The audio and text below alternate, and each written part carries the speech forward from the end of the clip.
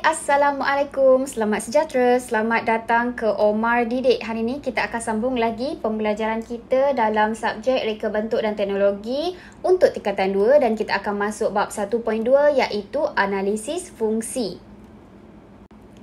Okey, dalam bab 1.2 kita ada 3 subtopik. Kita dah habiskan 2 subtopik yang pertama. Hari ini kita akan pergi ke subtopik yang terakhir iaitu subtopik 1.2.3. Jadi hari ini kita nak belajarlah macam mana kita nak membina model fungsi dengan menggunakan garisan interaksi. Apa tu garisan interaksi? Saya akan terangkan apakah penggunaan garisan interaksi dalam kita nak membina sesuatu model fungsi. Okey, jadi sebelum kita belajar apakah itu garisan interaksi, kita kena tahu dululah kan apakah situasi permasalahan kita. Ini adalah salah satu contoh situasi yang saya boleh bagi. Okey, yang pertama, pelajar ni yang bernama Ahmad, dia menggunakan sebuah meja lah untuk dia mengulang kaji pelajaran dan membuat kerja sekolah.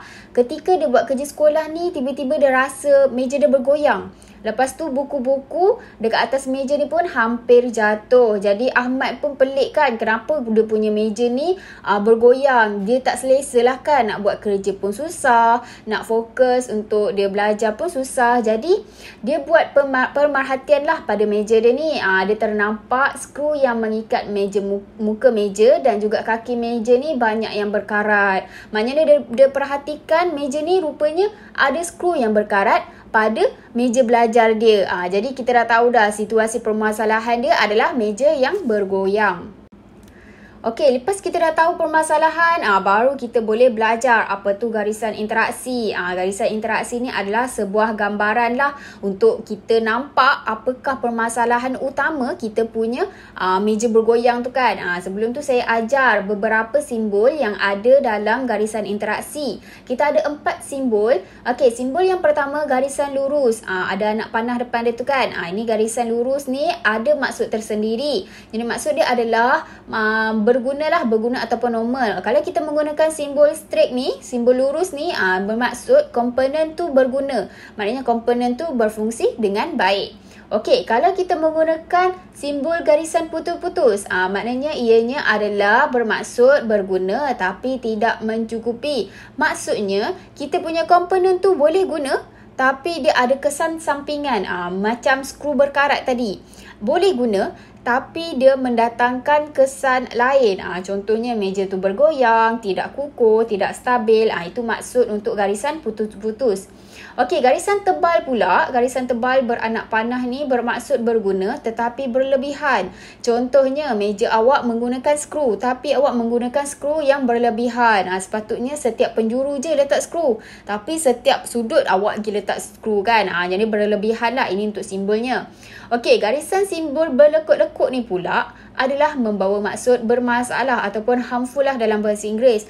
Apa yang mendatang permasalahan kepada kita punya komponen. Okey, awak boleh tengok gambaran yang saya letak ni. Ini adalah apabila awak nak gunakan garisan-garisan ni lah. Simbol-simbol ni kan. Garisan lurus, garisan putus-putus, garisan lekuk dan sebagainya. Macam mana kita nak guna? Okey, kita tengok tadi.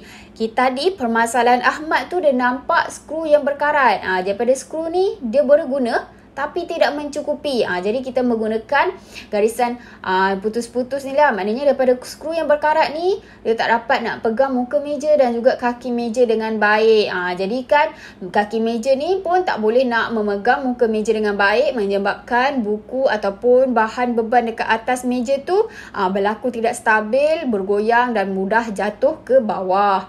Jadi garisan lekuk-lekuk ni pula kita letak dekat area sini. Sebab apa? Sebab ianya dia menunjukkan ada permasalahan yang berlaku apabila skru ni berkarat. Maknanya adanya kelembapan. Maknanya kelembapan ni lah menyebabkan permasalahan kepada skru kita dan menyebabkan setiap produk kita ni, setiap komponen kita ni menyebabkan produk kita tidak berfungsi dengan baik. Okey, jadi lepas kita dah tahu apa tu garisan interaksi, jadi kita kena buat pula analisis. Analisis ni kita nak tahu apakah sebenar-benar masalah fungsi dan juga punca masalah yang menyebabkan meja kita ni bergoyang. Jadi kita kena pastilah masalah pada model fungsi dan juga komponen yang terlibat. Saya asingkan warna merah dengan warna hijau ni pada, nanti awak nampaklah saya tunjukkan. Okey, yang pertama, ini adalah komponen-komponen pada meja. Kita ada skru, kita ada muka meja, kita ada kaki meja dan juga kita ada lantai. Permasalahannya meja ni bergoyang. Okey, awak tengok ni. Apa yang saya kan warna merah dengan warna hijau ni, merah ni adalah model fungsi. Warna hijau ni pula komponen yang terlibat lah. Ni antara komponen adalah kaki meja, kita ada skru, muka meja dan buku. Tapi model fungsi ni adalah warna merah ni. Apakah fungsi dia kan sebenarnya? Skru ni untuk memegang muka meja, skru ni untuk memegang kaki meja. Ini kita nak tengoklah punca masalah dia. Punca masalahnya fungsi dia tidak berfungsi dengan baik lah. Sepatutnya skru ni boleh ketatkan kan pemegang untuk antara muka meja dan kaki meja. Barulah kita punya produk tu stabil.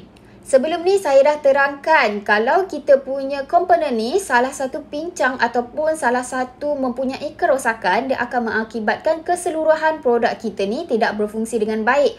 Jadi kita kena tengok, oh rupanya masalah kita ni pada skru. Maknanya ada skru ni pincang. Ada kerosakan pada skru. Dia akan menyebabkan muka meja, kaki meja dan juga beban dekat atas meja ni berlaku permasalahan. Jadi kita dah dapat tahulah analisis kita bermulanya permasalahan daripada skru yang berkarat. Okey, lepas kita dah buat analisis tadi, kita kena buat analisis yang seterusnya iaitu analisis berantai punca dan kesan. Okey, untuk analisis berantai punca ni, nama apa berantai? Kita kena buat beberapa kali persoalan sampai kita dapat apakah punca sebenar-benar permasalahan pada produk kita. Okey, sampai bila kita kena tanya beberapa kali soalan tu? Kita akan berhenti tanya soalan apabila kita dapat jawapan yang diperoleh. Maknanya jawapan akhir sekali. Apakah punca utama yang menyebabkan kerosakan pada kita punya produk. Okey, kita ada beberapa jenis contoh halangan. Awak nampak kan jadual kecil belah sini yang saya bulatkan.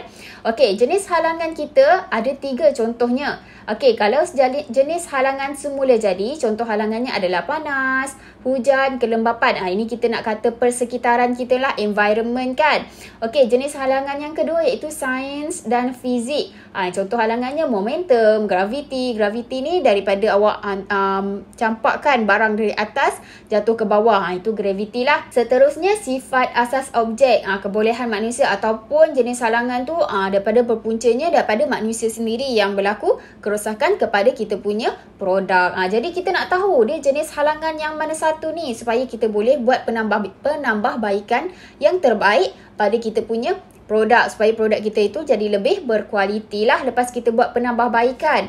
Okey, kita kena buat soalan, tanya beberapa kali. Okey, mula-mula kita kena tanya apakah permasalahan kita. Rupanya meja kita ni tidak stabil. Kita kena tanya, kenapa meja kita tak stabil? Lepas kita dah kita buat pemerhatian, rupanya kita perasan muka meja kita tak stabil dan juga kaki meja kita pun tak stabil.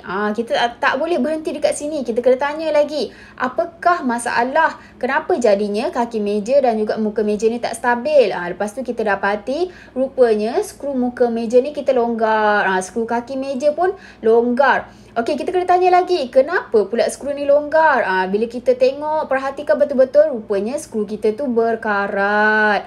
Lepas tu berkarat, kenapa pula? Macam mana pula berlakunya skru ni berkarat?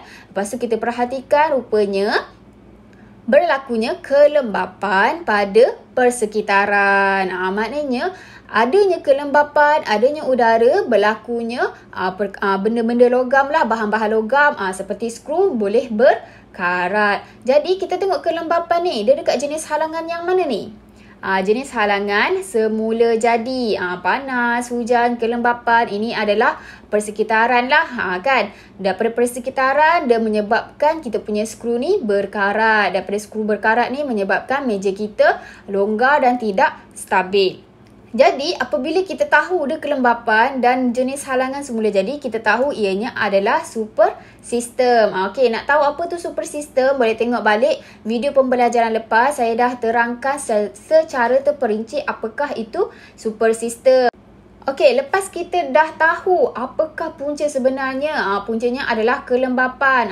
Lepas ni, bila kita dah buat pembaik pulih, kita dah betulkan apakah yang silap dan sebagainya, kita boleh tahulah, oh rupanya meja ni tak boleh letak kat persekitaran sini. Dia akan menyebabkan berlakunya kelembapan, berlakunya adanya udara, adanya air dan sebagainya, akan menyebabkan kita punya meja tu ataupun skru tu berkarat. Maknanya kita kena ubah kita punya meja tu di tempat yang lebih baik lah, tempat yang lebih elok, tak ada kelembapan, tak ada akan berlakunya punca-punca yang menyebabkan produk kita tu bermasalah. Itu sahaja pembelajaran kita hari ini. Semoga ianya bermanfaat. Terima kasih kerana sudi menonton. Semoga kita berjumpa lagi pada pembelajaran yang akan datang.